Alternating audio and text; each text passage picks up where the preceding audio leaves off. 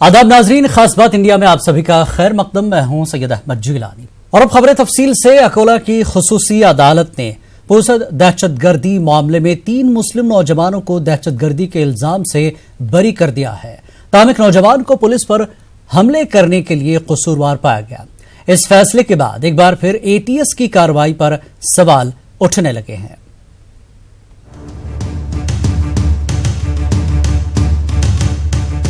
महाराष्ट्र के पूसद से दहशतगर्दी के मामले में गिरफ्तार इमाम समेत तीनों मुस्लिम नौजवानों को अकोला की खुसूसी अदालत ने बरी कर दिया है। हाफिज मुजीबुर रहमान और शुएब अहमद तमाम मामलात से बरी हो गए, लेकिन अब्दुल मलिक को आईन की दफा 323, 332 और 153 के तहत 3 साल की सजा सुनाई गई। ताहम अब्दुल मलिक 3 साल से ज्यादा वक्त जेल में गुजार चुका है, इसलिए उसे भी रहा कर दिया गया है। एटीएस हाफिज मुजीबुर रहमान और शुएब अहमद खान के खिलाफ सबूत पेश करने में नाकाम रही और उनको गुनाहगार साबित करने में नाकाम रही और ऐसे कोई सबूत इनके खिलाफ नहीं आया जिसकी बिना पर उनको सज़ा दी जा सके। इसलिए ये साबित हो गया है कि एटीएस ने जिस तरह हर मरतबा एटीएस करती है बेगुनाह मुस्लिम नौजवानों को फंसाना और उनकी ज़िंदगी ख़राब करना, उसी तरह की कोशिश इसमें भी की गई है। लेकिन अल्हम्दुलिल्लाह कामयाब पैरवी हमारे तीनों वकीलों की रही। आपको बता दें कि 2015 में ईद उल अज़हा के मौके पर अब्दुल मलिक ने गौवंश हत्या बंदी कानून से नाराज होकर सिक्योरिटी पर तैनात पुलिस मुलाजमीन पर हमला कर दिया था, जिसके बाद एटीएस ने कार्रवाई करते हुए शुएब अहमद और मुजीबुर रहमान को उकसाने और दहशतगर्दी के इल्जाम में गिरफ्तार किया था।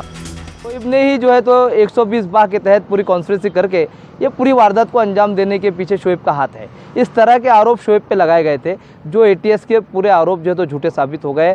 आज झूठ का झूठ सच का सच हुआ। अकोला स्पेशल कोर्ट ने शुएब अहमद को बरी किया, लेकिन मेरा सवाल है उन एजेंसियों से जो इस तरह की फेक घटनाक्रम में कई मुस्लिम नौजवानों को अरेस्ट करके उनको जेल के पीछे डालती है, क्या वो 3.5 साल उसका हर्जाना क्या? मेरा हुकूमत से सवाल है, फडणवीस सरकार से सवाल है कि 3.5 साल जिस बच्चे ने अपनी जेल की सराखों के पीछे बेगुनाह दिए उसकी भरपाई क्या? शुरू से ही इस मामले में एपीसीआर यानी association for protection of civil rights और जमीयत उलमा हिंद महाराष्ट्र ने मुश्तरका कोशिशें की, जिसके नतीजे में आज तीनों मुस्लिम नौजवान दहशतगर्दी जैसे संगीन इल्जाम से बरी हो पाए। न्यूज़ 18 उर्दू के लिए अकोला से रिजवान खान की रिपोर्ट। अलीगढ़ मुस्लिम यूनिवर्सिटी की सिक्योरिटी के हवाले से इलाहाबाद हाईकोर्ट ने अहम फैसला दिया है। इलाहाबाद हाईकोर्ट ने अपने फैसले में वाइस चांसलर की रिहायशगाह और इंतजामी ब्लॉक से 100 मीटर की दूरी तक तमाम तरह के एहतजाजी धरने और जुलूसों पर पाबंदी लगा दी है। इलाहाबाद हाईकोर्ट ने यह फैसला यूनिवर्सिटी के वीसी तारिक मंसूर की तरफ से दाखिल एक अर्जी पर समाअत करते हुए सुनाया है। हाईकोर्ट ने अपने फैसले में बाबे सर सैयद समेत यूनिवर्सिटी कैंपस के तमाम अहम मकामात पर सीसीटीवी कैमरे नस्ब करने का हुक्म भी दिया है। हाईकोर्ट ने अपने फैसले में अलीगढ़ के डीएम और एसएसपी को हिदायत दी है कि वो यूनिवर्सिटी कैंपस के तहफ़्फ़ुज़ को यकीनी बनाने के लिए ठोस कदम उठाए। हाईकोर्ट ने यूनिवर्सिटी इंतजामिया से कहा है कि वो तलबा के साथ मशवरा करके धरने और एहतजाजी जुलूस के लिए कोई मुनासिब जगह का तायुन करे। असम में शहरियत के मसले को कुछ ऐसी कानूनी पेचीदगियों में उलझा दिया गया है कि मुतासरीन और आम लोगों के सामने नित नई रुकावटें आ खड़ी होती हैं या फिर लोगों को परेशान करने के लिए दानिस्ता रुकावटें खड़ी कर दी जाती हैं।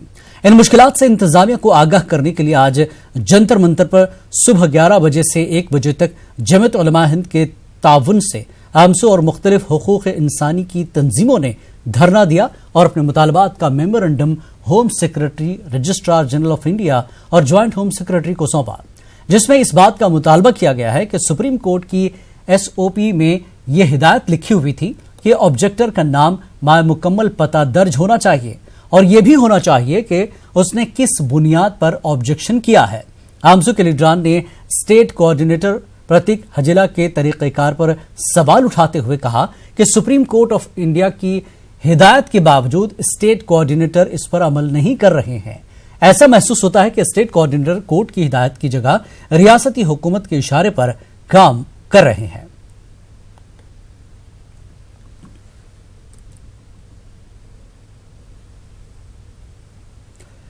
आम इंतखाबात के नताइज का ऐलान अभी नहीं हुआ है, लेकिन एग्जिट पोल से जो इशारे मिल रहे हैं इसके असरात मुख्तलिफ रियासतों में नुमाया हो रहे हैं। कर्नाटक में कांग्रेस के अंदर खींचतान खुलकर सामने आ रही है। कांग्रेस लीडर आर रोशन बेग ने सिद्धारमैया, दिनेश गुंडूराव और केसी वेणुगोपाल पर निशाना साधा है। उन्होंने कहा कि रियासत में मुसलमानों और क्रिश्चियन को पार्टी ने नजरअंदाज किया, जिसकी वजह से वो परेशान है। उन्हें इस्तेमाल किया गया। रियासती कांग्रेस कमेटी ने रोशन बेग को वजह बताओ नोटिस जारी किया है और एक जवाब दाखिल करने के लिए 1 हफ्ते का वक्त दिया है। हालात ये दिखा रहे हैं, जिस तरह सारे कर्नाटका में सिर्फ एक ही सीट दी है, जब पहले एक जमाने में 3 मुसलमानों को देते थे। मुसलमानों की ही बात नहीं है, हमारे क्रिश्चियन भाई हैं, उनको एक सीट कर्नाटका में देते थे। ना क्रिश्चियन को दिया गया सीट, ना मुसलमानों को सिर्फ एक ही सीट दी गई और एक तरह से इग्नोर किया गया। तो इससे हमको नाराजगी। हम कह रहे थे अध्यक्ष जो है कांग्रेस का प्रेसिडेंट जो दिनेश गुंडूराव है, ये तो बहुत बड़ा फ्लॉप शो है। ये देखिए, अब यहाँ कहीं एक माइनॉरिटी लीडर की आप दिखाई देता है। आपको 90% माइनॉरिटी लीडर्स के माइनॉरिटीज को वोट चाहिए। जब आप पब्लिसिटी में किसी को साथ नहीं रह सकते। दिल्ली जाते हैं तो आप सिर्फ एक ग्रुप में जाते हैं, कोई आपके साथ माइनॉरिटी लीडर नहीं है। ये आपको जो है किसी तरह आप you are treating as like a cattle. जो नेतागण हैं, जो सिद्धरामैया अपने आप को जो बहुत बड़े CLP लीडर हैं, ये सिद्धरामैया जी है, ये दिनेश गुंडूराव है, ये सब जिम्मेदार। क्या आपकी नाराजगी राहुल गांधी से है या लोकल लीडर से, और आगे क्या देख रहे हैं आप? मेरी नाराजगी लोकल लीडर से है। मैं आज भी कांग्रेस का सिपाही हूँ। एक जमाने में नारा हुआ करता था, आधी रोटी खाएंगे, इंदिरा जी को लाएंगे, मगर अब क्या नारा है? हमारा नेता कैसा हो, जिसके पास पैसा हो, ये नारा हो गया। इससे हमको बड़ा हर्ट होता है। कांग्रेस लीडर यूटी कादर ने रोशन बेग की पार्टी मुखालिफ बयानबाजी पर तशवीश का इजहार किया है। सीनियर MLA, सीनियर लीडर है जाफर शरीफ के बाद हमारे स्टेट में सीनियर मोस्ट रिप्रेजेंटेटिव रोशन बेग जी है। हमको सबको गौरव है, मगर अभी इस तरह एक टीवी को कल क्या एक स्टेटमेंट दे दिया, हम सबको दुख है, आश्चर्य है कि वो ऐसे कैसे स्टेटमेंट दे दिया है। और सब हम कोई उनका स्टेटमेंट को हम कोई एक्सेप्ट नहीं करते, क्योंकि वेणुगोपाल जी बहुत अच्छा से काम कर रहे हैं ऑर्गेनाइजेशन लेवल पर। और कर्नाटक स्टेट में डिवाइडिंग रूरल स्टेट में आने के लिए एक स्टॉप करने के, बीजेपी आने के लिए स्टॉप करने के लिए मेन मास्टर प्लान क्या है वेणुगोपाल जी। रांची के डोरंडा वाक़े दरगाह कमेटी पर बड़े पैमाने पर बदनवानी करने का मामला सामने आया है। डोरंडा महापंचायत ने दरगाह कमेटी पर संगीन इल्जामात लगाए हैं, जबकि दरगाह कमेटी ने इसकी तरदीद करते हुए महापंचायत को फर्जी करार दिया है।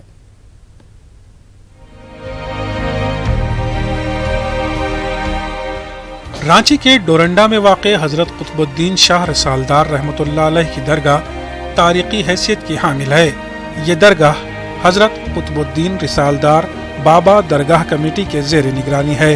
डोरंडा महापंचायत ने मौजूदा दरगाह कमेटी को गैर कानूनी करार देते हुए मनमाने तरीके से तामीराती काम करने का इल्जाम लगाया है। हजरत कुतुबुद्दीन रिसालदार बाबा जो पहले 5 साल वर्ष पहले दरगाह ट्रस्ट के नाम से जाना जाता था, आज इन लोग वक्फ बोर्ड को भ्रमित कर रिसालदार बाबा दरगाह समिति बना ली है, जो कि सरासर गलत है और ये अवैध है। नियम का उल्लंघन करते हुए जनहित को हटा के अपने हित के द्वारा इसका संचालन किया जा रहा है। वाज़ेह है कि दरगाह में लाखों रुपए की लागत से नई इमारत की तामीर कराई जा रही है।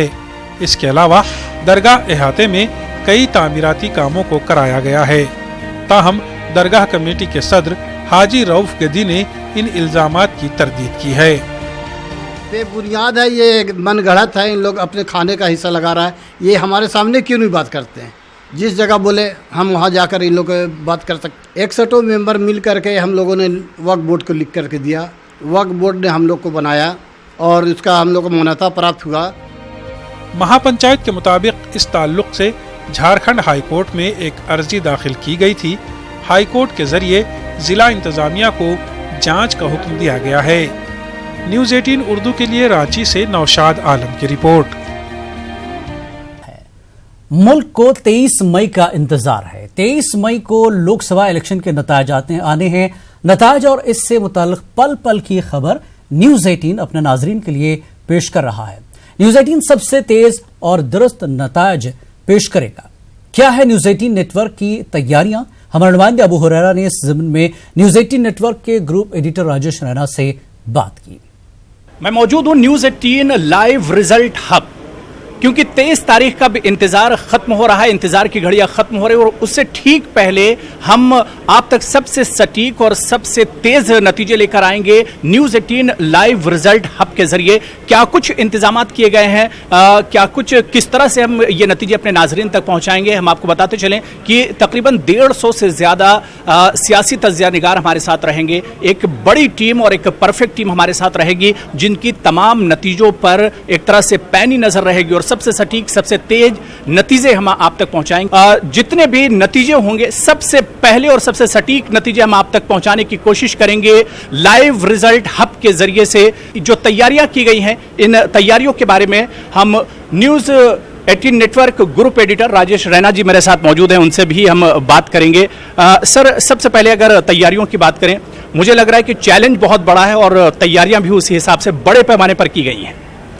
देखिए, मुझे लग रहा है कि जब भी कोई चुनाव होता है तो इलेक्शन कमीशन से पहले ही हम तैयारियां शुरू कर लेते हैं। बिल्कुल। और इस बार भी क्योंकि लोकसभा इलेक्शन था, पूरे देश पर हमारी नज़र है, तो इस बार भी हम नंबर 1 रहेंगे। पिछले 15 साल से हम ये तजुर्बा, हमने कामयाब तजुर्बा किया हुआ है। और इस बार अगर आपने देखा होगा ये लाइव रिजल्ट हब जी, यहाँ 150 के करीब कंप्यूटर्स हैं, उन पर हमारे लोग बैठे हुए हैं, टीम मेंबर्स बैठे हैं और 856 काउंटिंग सेंटर्स हैं पूरी कंट्री में। उनके लिए 2000 लोग हमारे तैनात हैं।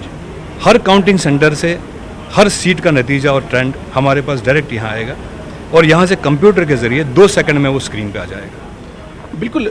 लेकिन किस तरह के चैलेंजेस का सामना रहा जो तैयारियां आपने अभी तक की हैं या इससे पहले, क्योंकि हमने देखा है कि न्यूज़ 18 का जो रिजल्ट रहा है बहुत सटीक रहता है, इस बार तैयारियों में किस तरह के चैलेंजेस का सामना करना पड़ा? देखिए, हमारा इसलिए एक्यूरेट और फास्ट रहता है नतीजा क्योंकि हम किसी बाहरी एजेंसी पर विश्वास नहीं करते हैं, हम उनका डेटा नहीं लेते हैं जी। हम पूरे देश में, पूरे मुल्क में अपने लोग तैनात करते हैं काउंटिंग सेंटर्स पर और वो बहुत बड़ा एक चैलेंज होता है। हर स्टेट में जाना, वहाँ की भाषा में लोग उनको तैनात करना, उनको ढूंढना, उनको ट्रेंड करना। तो पिछले 2 महीने से हमने ये प्रोसेस कंप्लीट किया और आज अगर आप यहाँ देखेंगे, आप मलयालम के लिए, जो कर्नाटका के लिए, वहाँ मलयाली स्पीकिंग हमारे पास लोग बैठे हैं। आप तमिलनाडु चैनल के लिए, तमिलनाडु स्टेट के लिए हमारे तमिल भाषी लोग बैठे हुए हैं। इसी तरह से नॉर्थ ईस्ट से हमारे पास उसी भाषा में लोग बोलेंगे ताकि कोई कम्युनिकेशन गैप ना हो। जब कल नॉर्थ ईस्ट से कोई बंदा अपना रिजल्ट यहाँ दे देगा, वो फ़ोन उठाने वाला भी वो लैंग्वेज समझना चाहिए। इस चीज़ का भी हमने ध्यान रखा है। तो काफ़ी चैलेंजिंग टास्क होता है हमेशा ही, लेकिन हमेशा हम इसको कामयाबी के साथ अंजाम देते हैं। बिल्कुल, यानी हम उम्मीद करें कि 23 तारीख को सबसे सटीक और सबसे तेज नतीजे जो हम इस लाइव रिजल्ट हब के जरिए देंगे। 100%, क्योंकि लाइव रिजल्ट हब किसी और चैनल के पास नहीं है, ये सिर्फ न्यूज़ 18 नेटवर्क के पास है जी। यूनिक कॉन्सेप्ट है, सिर्फ हमारे पास है जी। और गारंटी है कि सबसे फास्ट और सबसे सटीक नतीजे, सबसे एक्यूरेट नतीजे न्यूज़ 18 ही देगा।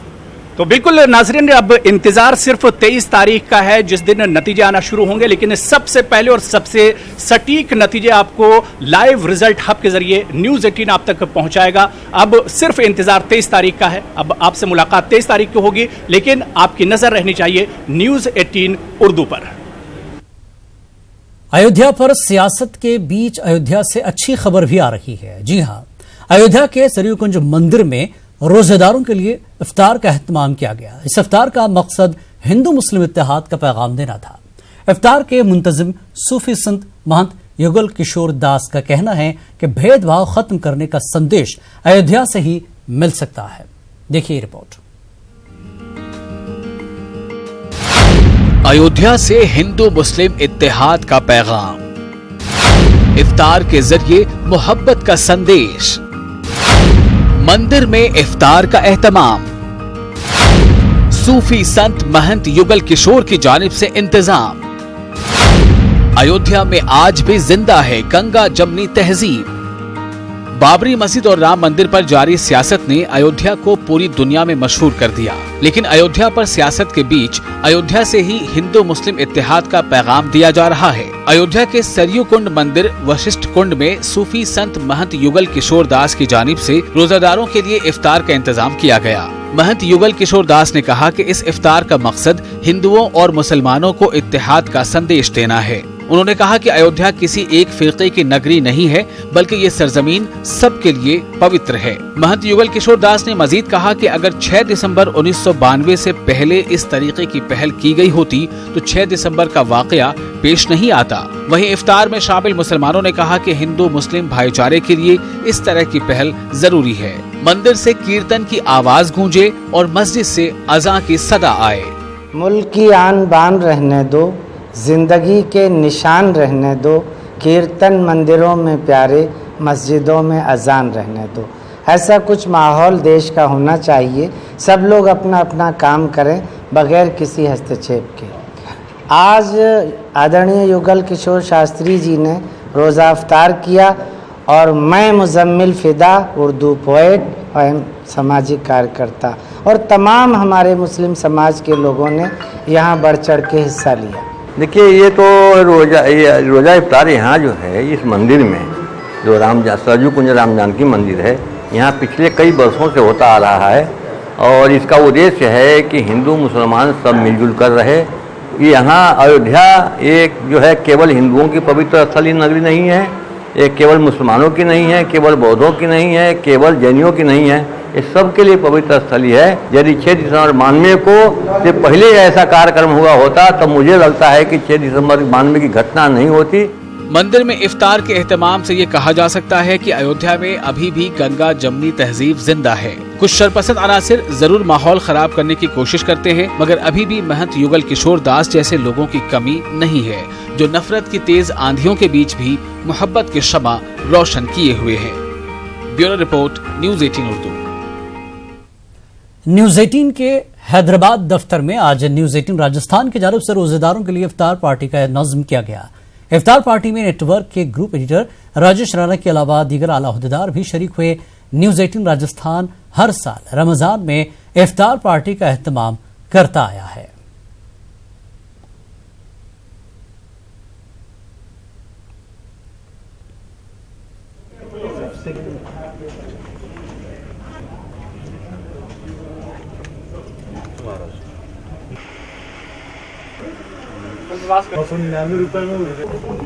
बैठिए।